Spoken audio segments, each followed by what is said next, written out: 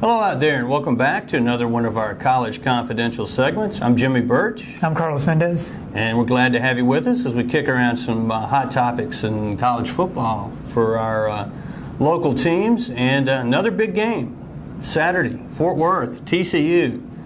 Two ranked teams. We've been saying this for 3 weeks in a row now. Oklahoma State this week. How do the Frogs handle the Cowboys? Well, this conference is full of big games, isn't it not? It's big game Saturday, every Saturday. That's what Gary Patterson keeps saying. That's why we got in this conference. So, he's getting his wish. This is another top 20, top 15 team coming in. But it's bound to be a better matchup because you're not going to face the kind of offense you faced last week. So I think you've got a much better chance of winning. And truthfully, I expect a win here. This is what the Frogs have to do if they're going to keep alive, their ultimate hopes, which is just to be in contention for a conference championship. We've elevated our expectations. 2, 3, even a 4-way tie in this. It wouldn't be shocking to see a one or a group of two-loss teams all get trophies at the end of this year. No, in fact, 3 one-loss teams is a realistic expectation, I guess you could call it.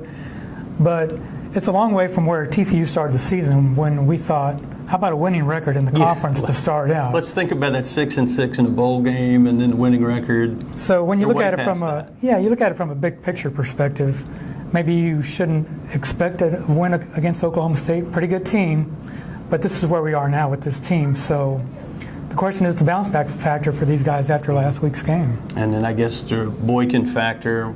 It's a wrist injury, but not to his throwing wrist. It's a long way from his heart, and he throws with the other hand, supposedly. Yeah, it's funny. I need to go back and watch every play of that game and see where he got hurt. Yeah. So we can figure out if maybe that affected his throwing, because who knows? TCU might have been one of these undefeated teams. How many we have left now? We have 6 in the AP Top 25 poll, and that was something else we're going to kick around. 2 of them play each other this week, yep. Florida State and Notre Dame.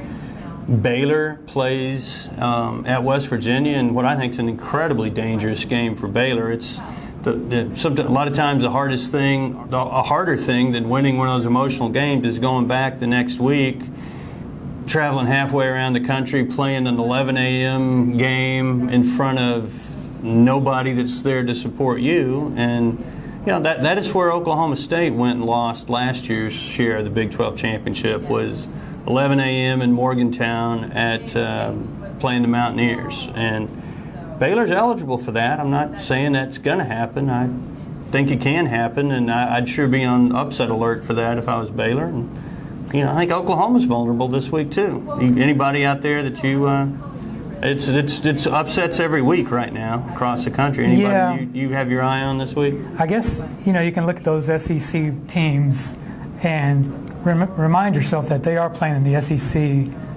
Maybe Tennessee's good enough to pick up one of these upsets. Maybe not. Yeah, they got Ole Miss this week. It could be. But for now, I think Baylor's the one that's on the hot seat. They've got to just come back and do it again, just like every team does in this conference and other conferences. But just watching that Baylor offense, I just wonder how hot they can stay, because they heated up so fast and stayed hot for so long last week that it's got to come down a little bit. Well, they had plenty of cool down time the week before against Texas, so maybe they're due for a little stretch. And speaking of Texas, you got Michigan. 2 blue blood programs, 2 of the 3 winningest programs in college football history, both with losing records. Michigan's 3-4, Texas 2-4. Either one going to a bowl game this year? Was either one going to have a winning record this year? No, I don't see either happening for either team. Although, as you point out correctly, Michigan does have a little bit of a softer road to get there. Yeah, and they can get to 6-6, but it's, even in the Big Ten, which isn't very stout, that will require beating Northwestern, and it just will require not making mistakes against people here. Now, the one thing that does impress me about Texas is their defense, which seems to come to play every week. If you look at their games, and if you look at Baylor's games, this is the only defense that just hasn't been completely obliterated by the Bears at some point in the game. Yeah. So if you've got that on your side at Texas and you can get some offense going, you've got a chance to wind up, with that 6th win, maybe even a 7th. Who knows? they'll have to, they'll have to beat somebody who's ranked to get to 6. Somebody who's ranked today. Yeah, and, I think Texas will probably be 5-6 going into that season finale against TCU, and we'll see. I'd look out. I mean, they're going to beat somebody they shouldn't.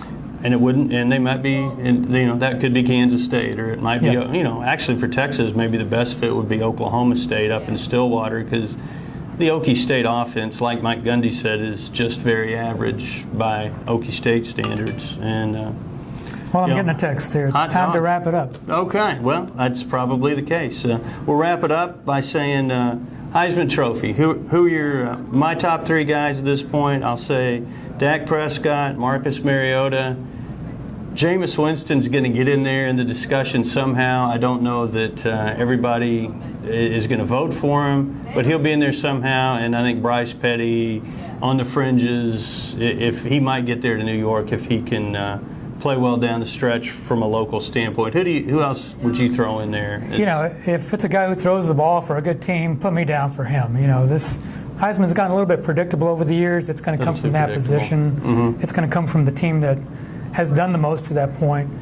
Those names all sound good to me, but I barely pay attention to the Heisman race, really.